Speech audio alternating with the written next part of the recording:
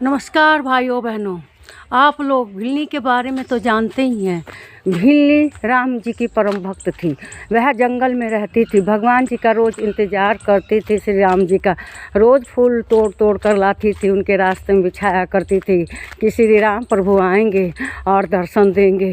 रोज़ बेर तोड़ कर चख चख के रखती थी डलिया में सजा कर कि राम जी आएंगे और उनके बेर खाएंगे। उन्हें रोज़ चखती थी कि मीठे हैं कि नहीं हैं।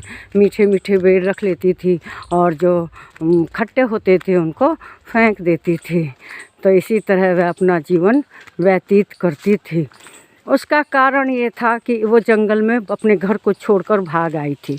उनके जो पिताजी थे वे कोलभील समाज के राजा थे और उनकी माँ रानी थी वहाँ की। लेकिन उसका एक कारण ये था कि वो अपना घर इसलिए छोड़ी थी कि उसकी उनकी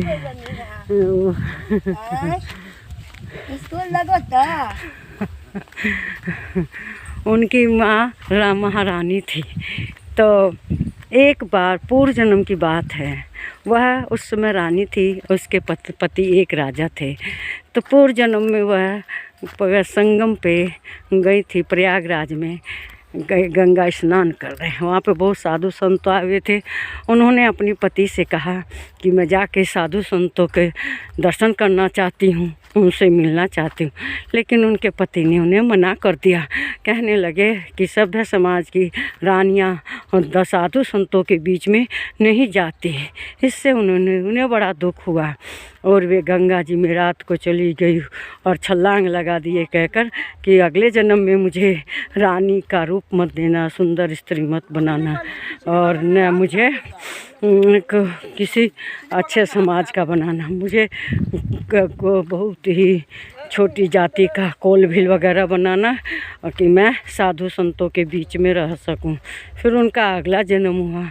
अगले जन्म में भी उनके पिताजी राजा थे अपने कोलभील समाज के और उनकी माँ रानी थी।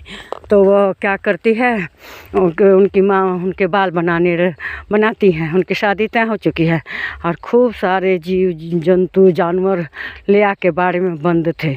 तो अपनी माता से पूछती है कि हे माँ, इतने सारे जानवर ये क्यों बाड़े में बंद हैं, क्यों लाए गए हैं? तो उनकी माँ बताती है कि हे पुत्री, तुम्हारी शादी होगी, तुम्हारे शादी में इन सब जानवरों का मांस पकाया जाएगा और अतिथियों को खिलाया जाएगा। इससे सबरी बहुत दुखी हुई। उनका नाम भी सबरी इसलिए था ना, वो बहुत सब्र वाली थी। तो उन्हें बड़ा दुख हुआ जानवरों को स्थिति को देख के। वे रात को गई चुपके से और सभी जानवरों को बाड़े में से निकाल के जंगल में हाँक दिया। अब उन्हें चिंता हुई कि कहीं हमारे घर के लोग, परिवार समाज के लोग मुझे प्रताड़ित ना करें इस काम के लिए कि तुमने ऐसा गलत काम क्यों किया। तो रात को भाग आती है और साधु संतों के बीच में रहना शुरू कर देती हैं। वहाँ मतंग ऋषि भी रहते हैं और उनके शिष्य बहुत सारे संत रहते हैं। वह चुपचाप उनका सब काम कर देती थी। चुपचाप हवन आदि के लिए लकड़ियाँ भी जंगल से बिन कर ले आके रख देती थी। यह सब काम चुपके चुपके करती थी, क्योंकि वो जानती थी अगर मेरी जाति का इन्हें पता चल जाएगा तो ये मेरा तिरस्कार करेंगे। और उसने क्या किया, अपनी जाति वगैरह को छिपा के चुपचाप रहती थी। लेकिन एक दिन उसका पता चल गया सब ऋषि मुनियों को। उन्होंने कहा कि बताओ, ये कील कोलभील जाति की और आके हमारा सब अपवित्र कर देती है, छू देती है। तो वे क्या करते हैं, उसको वहाँ से निकाल देते, परिष्कृत कर देते। लेकिन मतंग मुनि उनको बड़े आदर के साथ रखते थे। उन्होंने उसका बहिष्कार नहीं किया और उनकी वो बुढ़ापे तक सेवा करती रही। अंत समय में मतंग ऋषि ने कहा कि पुत्री देखो, तुम्हारे लिए राम अवश्य आएंगे, तुम्हारी सदगति वही करेंगे, तुम यहाँ पर रहो, राम का इंतज़ार करो। मतंग ऋषि के जाने के बाद दिन रात सबरी अब राम जी का इंतज़ार करने लगी। रोज़ सफाई करती, उनके रास्ते में फूल बिछाती और मीठे मीठे बेर चुन चुन के रखती। उन्हें चख चख के रखती थी कि प्रभु के मुँह में कोई ख़राब बेर ना चल जाए। एक दिन उनकी कामना पूर्ण हुई। प्रभु श्री राम लक्ष्मण जी के साथ उनके आश्रम में आते हैं। तो बीच रास्ते में उनसे कुछ ऋषि मुनि कहते हैं कि आप इस रास्ते से मत जाइए, इस पानी को मत छूइए। पूछते हैं क्यों, तो ये कहते हैं कि इसको जो अशुद्ध जाति की है शबरी वह छूती है, वह यहाँ रहती है। तब रामचंद्र जी उन्हें समझाते हैं कि स्त्री जाति अशुद्ध नहीं होती, वह तो जननी है, उसने जन्म दिया है हम पुरुषों को, तो आप किसी भी स्त्री जाति को अशुद्ध नहीं कह सकते।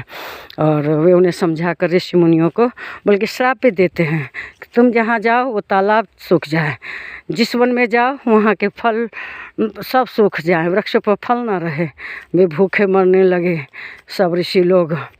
तब माता सबरी के शरण में आते हैं और कहते हैं कि हमें श्राप मुक्त कराइए। तब सबरी प्रार्थना करती है कि आप इन्हें श्राप मुक्त कर दीजिए। तो राम जी उन्हें श्राप मुक्त कर देते हैं। और सबरी की उदारता है यहाँ, सबरी सब्र से रहती थी, बड़ी उदार चित्त की महिला थी।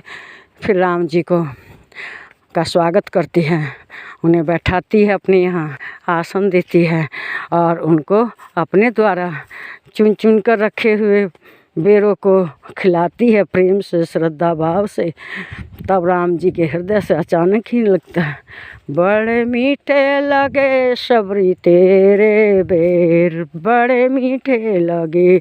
और रामचंद्र जी हृदय से प्रशंसा करते करते उनके बेरों को खाते हैं।